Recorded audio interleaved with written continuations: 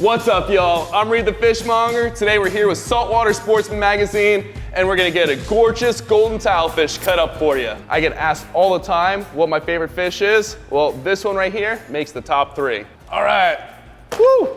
This is an absolutely gorgeous fish. Always get stoked to cut up a giant golden tilefish like this. First thing we wanna do is puncture underneath the pectoral fin.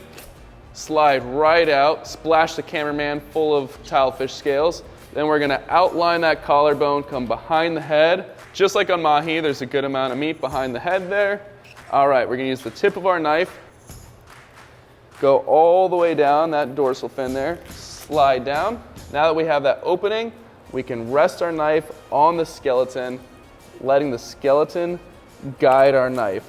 Now that we're to the center, we're gonna use the tip of our knife, and we wanna work our way to the top of the spine so that way we don't lose any of that meat when we hit the other side. Tip of the knife, base of the ribs, angle it slightly up, separate the connection the pin bones make to the ribs. Filleting most fish, my goal when going over the ribs is to get all of the belly meat off with the fillet. On tilefish, their bellies hook in, and there is a pocket at the base of the ribs. So instead of the ribs being at a slope, they land like this, and when you go over the ribs, you can lose out on that pocket right at the bottom.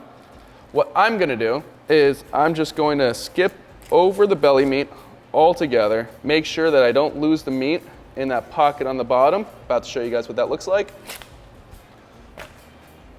There's our beautiful tilefish fillet, and here's what I mean. Look at this. The rib bones go down and they hook straight down. So this section of meat right here is easy to miss when you're taking the belly meat off. Then what we can do afterwards is you can feel where the rib bones end. Just go right there, and there you go. You did not lose out on your golden tilefish belly. You just took it off afterwards. And you got a perfectly polished off skeleton right there. Let's flip it over and repeat the process. Pick up the fin, like the handle that eyeball gives me. Go behind the head at an angle, come all the way down, right in front of that pelvic fin, behind the pectoral fin. Now we're gonna roll them over and repeat the process. Tip of the knife right at that opening, and we're gonna slide right down. Now that we've got that opening, we can rest our knife right on top of the skeleton, letting the skeleton guide our knife so we don't lose any of that delicious tilefish meat. All right, now tip of the knife, work our way to the top of the spine. 2 reasons. That way, we can hit the second side without losing any of the meat. Second reason, so that way there's no tear in the meat while we pull on the head more. We're gonna skip right over that belly meat again. No rib bones in our fillet because we skipped over the belly. All the rib bones are right there. Find the rib bone with your finger, cut right in front of it. You got all the tilefish belly. On these big golden tilefish, what you really don't want to lose out on is that cheek meat. Just like grouper, there's phenomenal cheek meat. You can feel with your finger where the bone is and then where it gets soft. And you want to trace that line.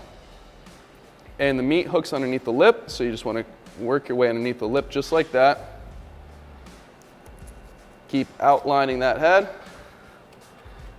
Use the tip of your knife so that way you're scooping into the meat and not losing any of that delicious cheek meat.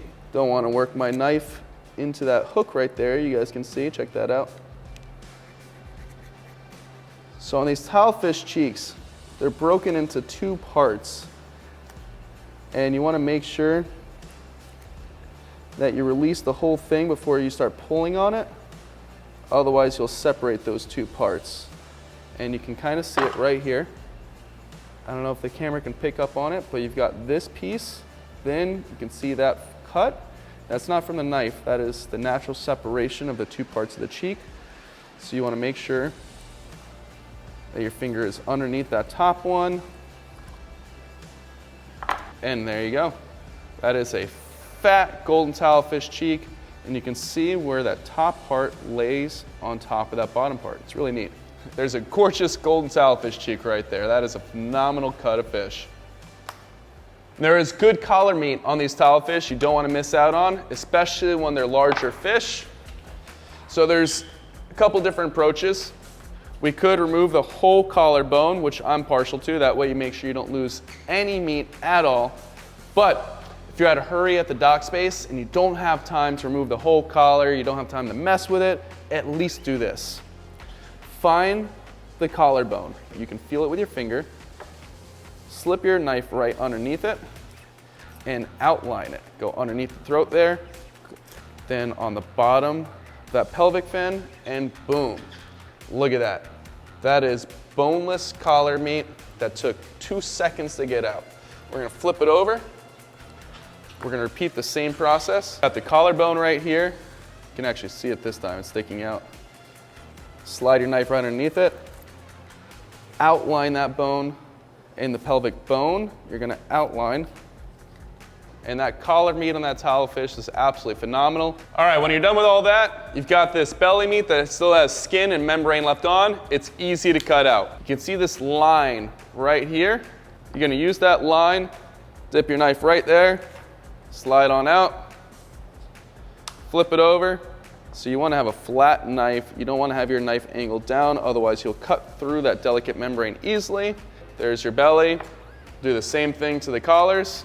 You can see that little dip. Get underneath the membrane, flat knife. There we go. No meat left on that membrane. Let's get to these fillets. How I'm gonna cut up these fillets is I'm gonna go right there.